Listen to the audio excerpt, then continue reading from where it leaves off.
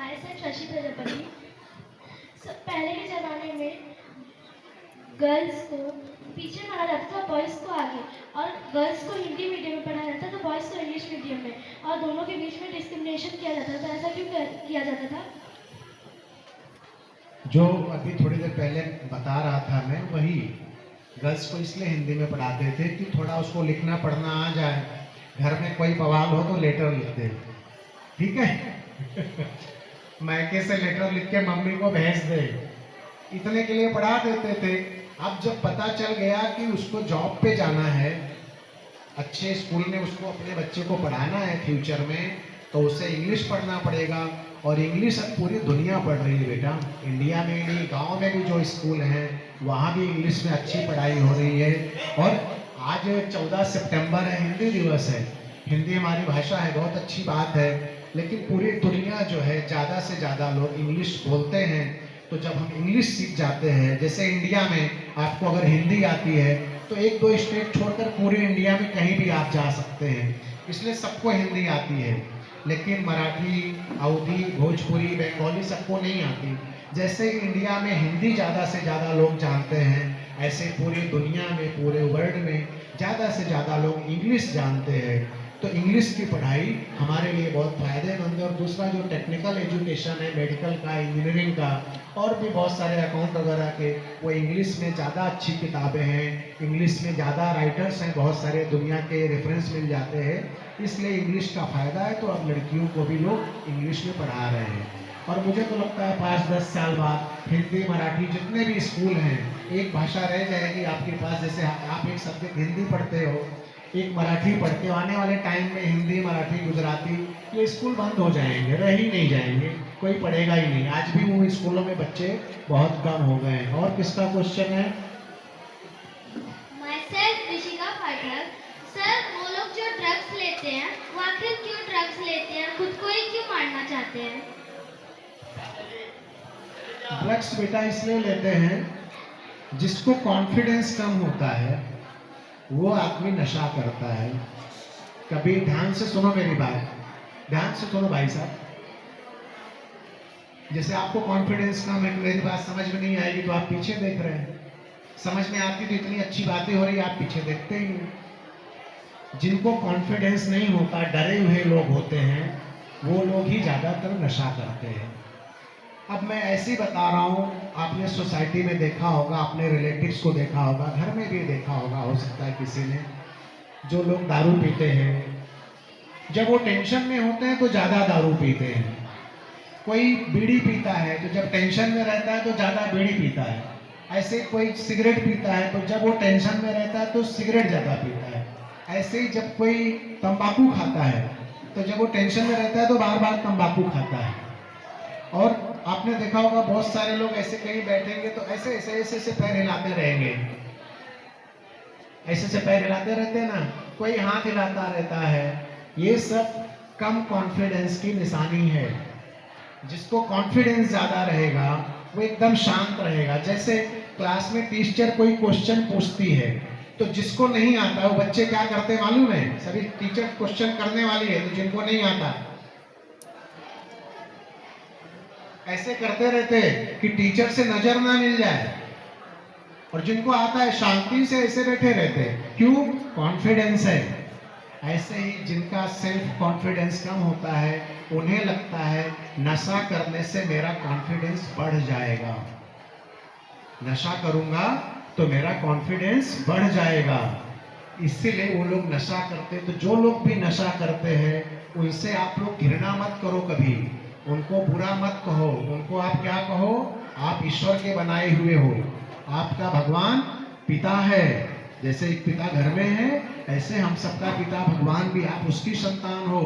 आपके शरीर में वही सारी चीजें हैं जो हमारे प्रधानमंत्री के शरीर में है, जो अमिताभ बच्चन के शरीर में है, जो विराट कोहली के शरीर में है। आप भी बड़ा काम कर सकते हैं, नशे की कोई जरूरत नहीं है। आप अपना मन से काम करिए, अच्छे से सोइए, ईमानदारी से काम करिए, नशे की जरूरत नहीं पड़ेगी। हम लोग क्या करते हैं, जो नशा करता है उससे घृणा करते हैं, उससे दूरी बनाते हैं, तो उसको और तकलीफ होती है, तब वो और पीने लगता है कि मुझे कोई नहीं चाहता। पिक्चर देखते हो ना, उस पिक्चर में क्या स्टोरी रहेगी? शाहरुख खान है समझो, और वो ऐश्वर्या राय से पारो से प्यार कर रहा है। हाँ, पारो से ही करता है ना, और पारो की शादी हो गई दूसरी जगह। अब वो देवदास जो है शाहरुख खान क्या कर रहा है? दारू पी रहा है।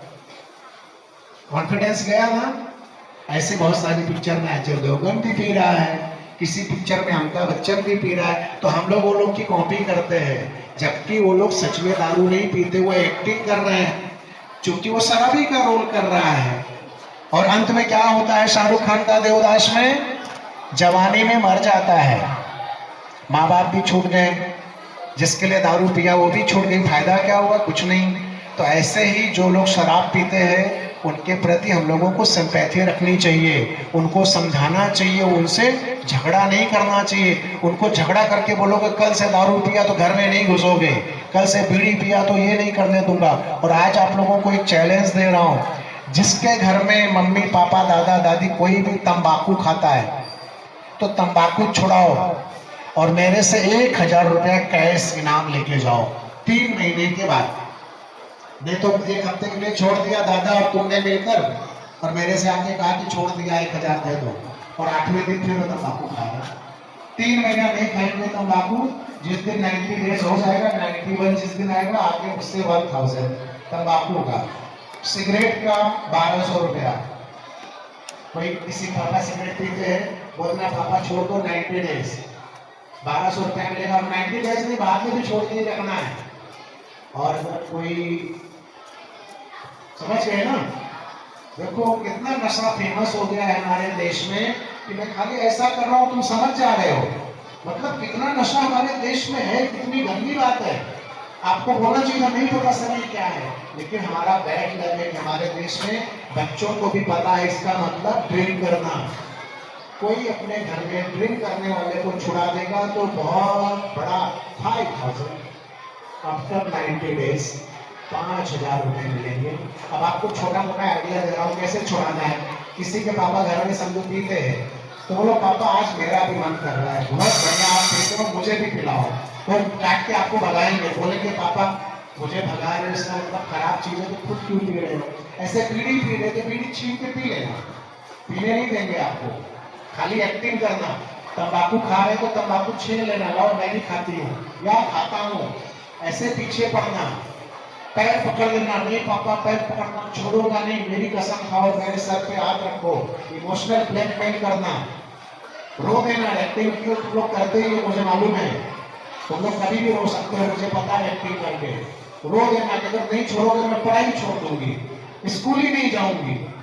ऐसे ऐसे कुछ बहुत सारा ड्रामा करना, तो नशा भी छूट जाएगा, उनकी उम्र बढ़ जाएगी, घर में टेंशन कम हो जाएगी, पैसे बच जाएंगे, और तुम्हें भी अच्छा लगेगा कि मेरे मम्मी पापा दादा दादी मेरे घर में कोई नशा नहीं करता, तो पैसा मिलेगा। तो समझ गए, जिसको कॉन्फिडेंस कम है तो हमें जो नशा करता है उसका कॉन्फिडेंस बढ़ाना है, तो वो नशा करना छोड़ देगा। और किसी का क्वेश्चन कहाँ है? कौन? गणेश, गणपति बप्पा का एक दांत कैसे टूटा? देखो गणपति बप्पा का जो दांत टूटने की कहानी यूट्यूब पे है, वहां देख लेना। भगवान की कहानियों पे मैं ज्यादा बात इसलिए नहीं करूंगा कि एक ही चीज के लिए 8-10 स्टोरी रहती है, जितना अलग अलग देखोगे उतनी अलग अलग स्टोरी बताएंगे। लेकिन गणपति का बप्पा तो छोड़ दो, उनका दांत कैसे टूटा उससे हम लोगों को क्या लेना देना, वो उनके लिए डेंटिस्ट भी नहीं है। आप लोगों का दांत क्यों टूटता है कभी सोचते हो? बहुत सारे किसका टूटा है, हाथ ऊपर करो, क्यों टूटा पता है? अपना दांत क्यों टूटा ये पता नहीं, गणपति का चेक कर रहे हैं। यही हमारी गंदी आदत है, हम उन चीजों में ज्यादा इंटरेस्ट लेते हैं जिससे हमारा कोई लेना देना नहीं है। हमारा दांत 2 वजह से टूटता है। एक तो जो माँ के पेट में हमारे माँ के बाद जो जल्दी आता है दांत, पहले जिसको दूध का दांत बोलते हैं, लगभग बहुत सारे लोगों का वो दांत टूट जाता है, फिर नया दांत आता है। कुछ लोगों का नहीं भी टूटता है, और एक उम्र बढ़ने पर भी दांत टूटते हैं। और जो लोग बहुत चॉकलेट खाते हैं, तंबाकू खाते हैं, गुटखा खाते हैं, उनके भी दांत टूटते हैं। तो ये जानकारी ज़्यादा जरूरी है। बप्पा का दांत क्यों टूटा, ये आप लोग किसी बड़े महात्मा से पूछ लेना, मैं वो बताने में सक्षम नहीं हूँ। और किसी का कोई क्वेश्चन? आ जाओ तदों को। My name is Farha. मेरा क्वेश्चन है, ये जो ड्रग्स ये सब है, इसे बैन क्यों नहीं कर देते इंडिया में? बहुत अच्छा क्वेश्चन है। बैन क्यों नहीं कर देते? इसलिए बैन नहीं करती सरकार कि सरकार को उससे टैक्स बहुत मिलता है। आप लोग तो छोटे रहे होंगे 3 साल, फिर भी थोड़ा याद होगा किसी किसी को शायद, जब कोरोना था देश में, लॉकडाउन था, तो हमारे देश में सबसे पहले शराब की दुकानों से लॉकडाउन हटा था। अब इसी से सोचो उस देश में कैसे बैन होगा। ये हमारा बैड लक है कि हमारे नेता कुछ पैसे के लालच में लोगों को बीमार कर रहे हैं। और एक बार मैंने कहीं आर्टिकल पढ़ा था कि जो गवर्नमेंट के हॉस्पिटल हैं, जैसे केएम है, टाटा है, वो तो ट्रस्ट का है, बहुत सारे देश में गवर्नमेंट के हॉस्पिटल हैं, वहाँ पर जो नशाखोर लोग हैं उनका इलाज होता है। किसी का लीवर खराब है, किसी को कैंसर हो गया है, उस पर जितना पैसा खर्च करती है सरकार, उससे ज़्यादा टैक्स नहीं मिलता। अगर ये टैक्स की लालच छोड़ दें तो उतने लोग बीमार होने कम हो जाएंगे, गवर्नमेंट का पैसा बच जाएगा। लेकिन ये कोशिश कौन करे?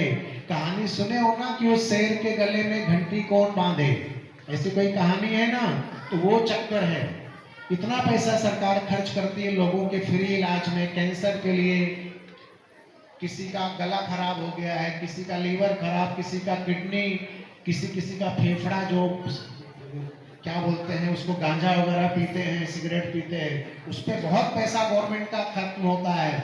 उससे कम पैसा टैक्स से मिलता है। ये गवर्नमेंट की मैं बात बता रहा हूँ, मैं अपने मन से नहीं बता रहा हूँ। गवर्नमेंट ने जो रिकॉर्ड बताया है कि इतना पैसा हम खर्च करते हैं नशाखोरों पर, उनको बचाने के लिए, उससे ज़्यादा हमें टैक्स नहीं मिलता। लेकिन सवाल फिर वही है कि कौन घंटी बांधे पहली बार। इतनी इनकम है तो मरने दो लोगों को, बहुत पॉपुलेशन है, जब लोग खुद ही मरने को तैयार हैं। और आप भी सोचो, कभी वो तंबाकू का पूड़ा देखा होगा किसी घर में खाते हैं? मैं तो देख लूं तो खाना नहीं खाया जाता, इतनी गंदी फोटो रहती है उस पर। कभी सिनेमा हॉल में जाओ पिक्चर देखने, तो वो शुरुआत में ऐड आती है कैंसर वालों की कि आप देख नहीं पाते। वो देखने के बाद भी लोग खा रहे हैं, तो उनको भी तो कुछ अक्ल होनी चाहिए कि तंबाकू का पूड़ा जैसे लिए, सिगरेट लिए, सब पे लिखा रहता है कि इससे कैंसर होगा, मर सकते हो, फिर भी खा रहे, पी रहे। तो मैंने क्या कहा कि उनका कॉन्फिडेंस कम है। तो ऐसे लोगों के लिए पूरी फैमिली, पूरी सोसाइटी को चाहिए कि उनका हेल्प करे और उनका कॉन्फिडेंस बढ़ाए। और किसी का क्वेश्चन है? कोई नया भी एक क्वेश्चन और ले लूंगा, कोई एक आज।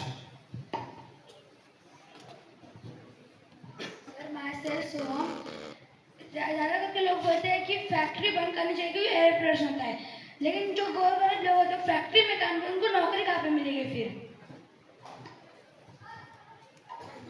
फैक्ट्रियों से पोल्यूशन होता है, ये बात सच है, लेकिन आप लोगों को नहीं पता है तो बता दे रहा हूँ। अब बहुत सारी टेक्नोलॉजी आ गई है कि जो गंदगी फैक्ट्री से होती है उसे हम ठीक कर सकते हैं।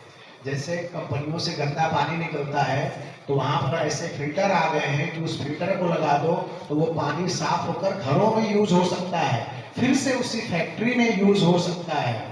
ऐसे ही एयर जो वो गंदा करता है उसके लिए भी टेक्नोलॉजी आ गई है।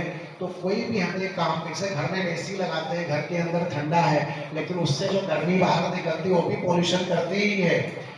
हम लोग माइक पे बोल रहे हैं इससे भी पोल्यूशन हो रहा है, तो 100% पोल्यूशन तो हम नहीं खत्म कर सकते, लेकिन उसको कम कर सकते हैं। तो कम करने के लिए हम लोग क्या करते हैं, फैक्ट्री वाले लालच में वो मशीनें नहीं लगाते जिससे पानी ठीक करना है, जिससे गंदगी को फिल्टर करके बाहर भेजना है। तो ये थोड़ी सी पैसे की कंजूसी के चक्कर में लोगों की जान के साथ खिलवाड़ करते हैं, नहीं तो उसे कम किया जा सकता है। और कोई क्वेश्चन, एक क्वेश्चन और ले सकते हैं।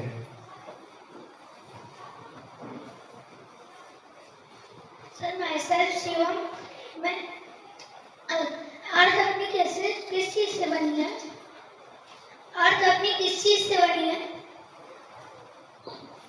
अर्थ किस चीज से बनी? अर्थ में जो कुछ है सब चीज से बनी है। जो कुछ है दुनिया में सब उसमें है।